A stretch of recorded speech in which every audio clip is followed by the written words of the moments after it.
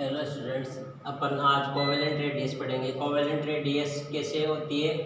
Sharing of electrons. Electrons की sharing से covalent bond बनते हैं। जैसे इस H और इस H ने एक एक अपने इलेक्ट्रॉन्स शेयर किए और इनके बीच में एक बॉन्ड बन गया, इसको बोलेंगे अपन कोवेलेंट बॉन्ड। तो कोवेलेंट बॉन्ड जो बनता है वो कोवेलेंट रेडियस से ही बनता है। अब मैंने दो H ले रखे, यहाँ पर H2 मॉलिक्यूल ले रखा है। अब इस H का ये एटम और इस H का ये एटम, तो इसे इनके ये दोनों न्यूक्लियस है। अब इनके न्यूक्लियस के बीच के ये जो डिस्टेंस है इसको बोलेंगे इंटर न्यूक्लियर डिस्टेंस। ये और ये जो डिस्टेंस का पूरी जो डिस्टेंस होती है इसको तो बोलते हैं अपन इंटर न्यूक्लियर डिस्टेंस। और इनका हाफ, इंटर न्यूक्लियर डिस्टेंस का हाफ जो रहेगा वो उस हाफ को अपन बोलेंगे वन कोवेलेंट रेडियस। उस हाफ को अपन क्या बोलेंगे? ये जो रेडियस रहेगी इसको अपन बोलेंगे R covalent radius. Half of inter nuclear distance, यहाँ पर लिख सकते हैं अपन half of inter nuclear distance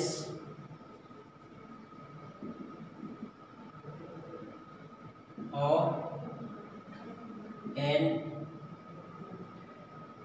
to atoms of N atom of n two atoms are called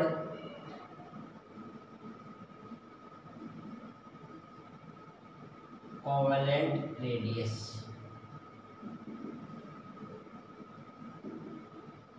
तो इसकी कोवेलेंट रेडियस ये हो गई इन दोनों के बीच का डिस्टेंस। ये पूरी इंटरन्यूक्लियर डिस्टेंस है और इसका आधा। तो यहाँ अपन आर कोवेलेंट लिख सकते हैं। आर कोवेलेंट होती है, R covalent is equal to D H A की रेडियस और एच बी की रेडियस, तो माइनस डी एच ए और minus D H B upon 2, इन दोनों की रेडियस का आधा। जैसे अगर अपन एग्जांपल ले लेते हैं, इनकी जो इंटरन्यूक्लियर डिस्टेंस अगर दे रखी है अपने को,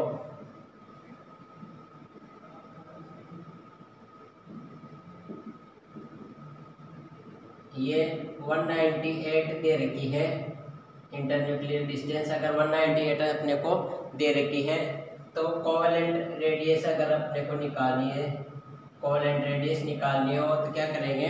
आर कोवेलेंट 198 अपॉन 2, तो इसका आधा जाएगा, कितना होगा?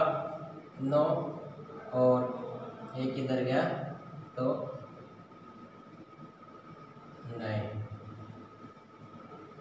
9 पिकोमीटर, पी एम में आएगी रेडियस पिकोमीटर।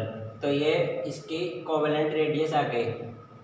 कैसे आती है? शेयरिंग ऑफ इलेक्ट्रॉन से बनती है। सिंगल इलेक्ट्रॉन स्पीशीज है और दो न्यूक्लियस के बीच जो इंटरन्यूक्लियर डिस्टेंस होती है उसका आधा जो रहेगा वो आर कोवेलेंट रेडियस बोली जाएगी।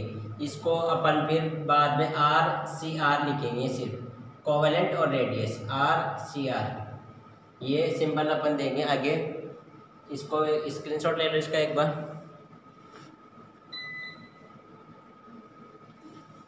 सेकंड बात करते हैं अपन मेटेलिक रेडियस।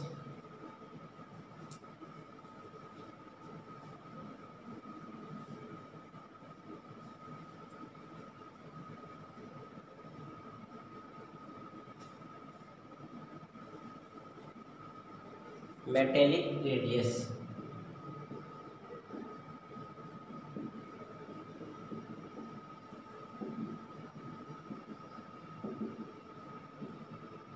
इसको अपन बोलेंगे R M R.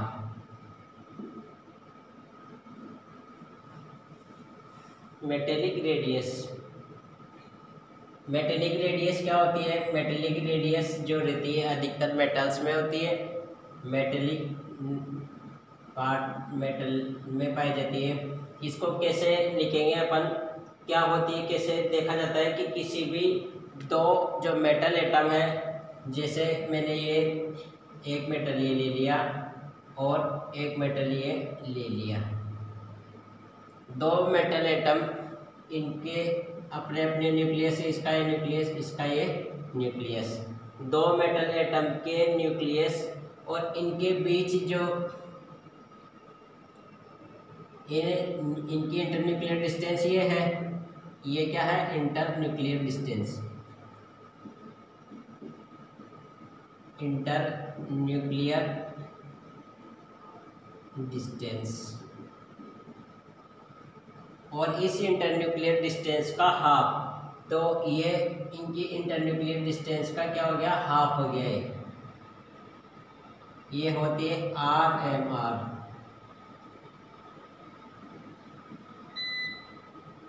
Metallic radius, दो मेटेलिक एटम की इंटरन्यूक्लियर डिस्टेंस का हाफ जो रहेगा वो मेटेलिक रेडियस बोला जाएगा। तो अपन यहाँ हाफ ऑफ लिख सकते हैं, हाफ ऑफ इंटरन्यूक्लियर डिस्टेंस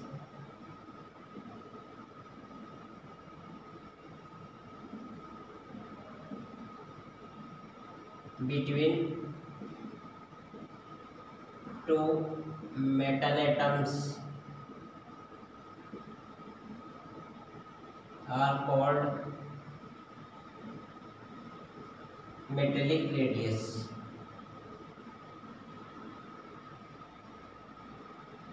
अब इसको भी अपन कैसे निकाल सकते हैं, RMR अगर मुझे निकालनी हो तो मैं कैसे निकालूंगा यार, D जो भी है, ये जो मेटल है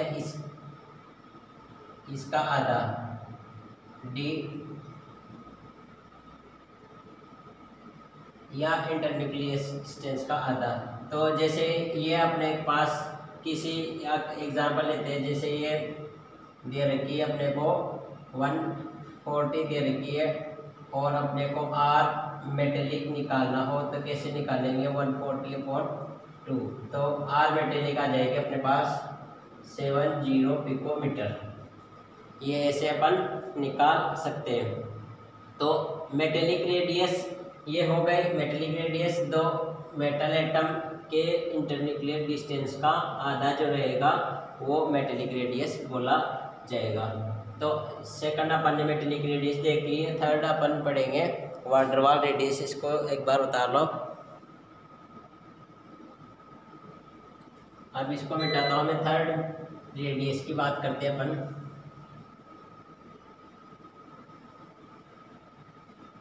और मेटेलिक रेडियस जो रहेगी अधिकतर ये मेटल्स में पाई जाती है, ये ध्यान रखना आप, मेटल जो रहेंगे उनमें ये पाई जाएगी। थर्ड अपन पढ़ेंगे वान डेर वाल रेडियस।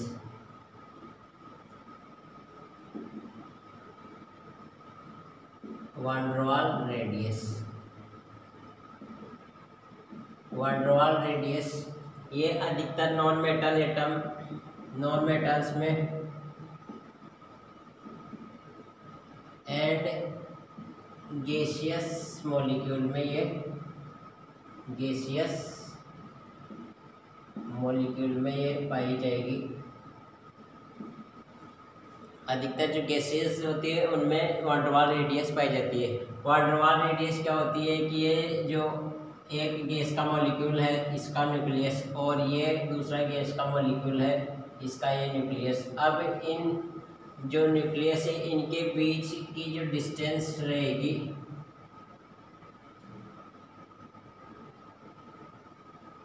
ये जो डिस्टेंस रहेगी इस डिस्टेंस को अपन बोलेंगे, ये जो डिस्टेंस रहेगी इस डिस्टेंस का हाफ, ये जो डिस्टेंस है इस डिस्टेंस का भी अपन हाफ लेंगे और उसको बोलेंगे अपन आर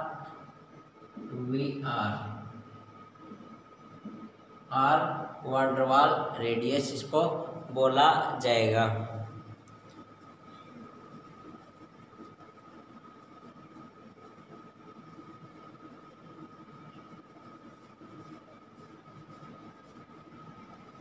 यहाँ पर अपन देखें तो ये जो आर, ये न्यूक्लियस के बीच की डिस्टेंस और इधर न्यूक्लियस के बीच की डिस्टेंस।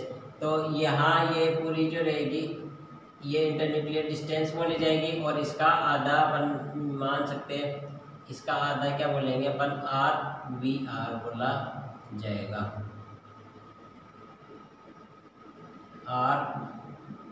RVR।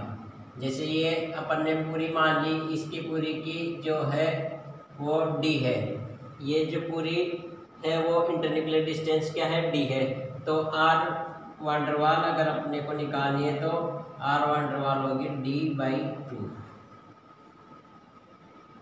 ये गैसियस एटम और ये भी गैसियस एटम, ये अधिकतर गैसेस में होती है, गैसियस एटम में पाई जाएगी। तो दो गैसियस एटम के इंटरन्यूक्लियर डिस्टेंस का हाफ जो रहेगा वो वांडरवाल रेडियस बोला जाएगा। तो अपन बोल सकते हैं half of internuclear distance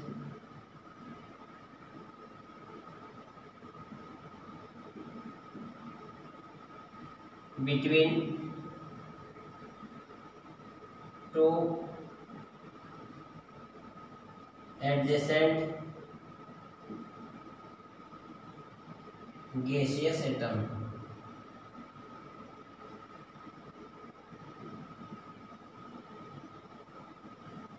are called van der Waal radius. तो इसको अपन क्या बोलेंगे, वांडरवाल रेडियस बोलेंगे। और तो अपन पढ़ेंगे आयनिक रेडियस। आयनिक रेडियस को अपन अलग से ही पढ़ेंगे, वो बहुत ही ज़्यादा इम्पोर्टेंट है, उसका बहुत ज़्यादा रोल है। आगे जो केमिस्ट्री चलती है उसमें आयनिक रेडियस का बहुत ज़्यादा रोल रहता है, उसको अपन अलग से ही पढ़ेंगे अच्छे से। Thank you.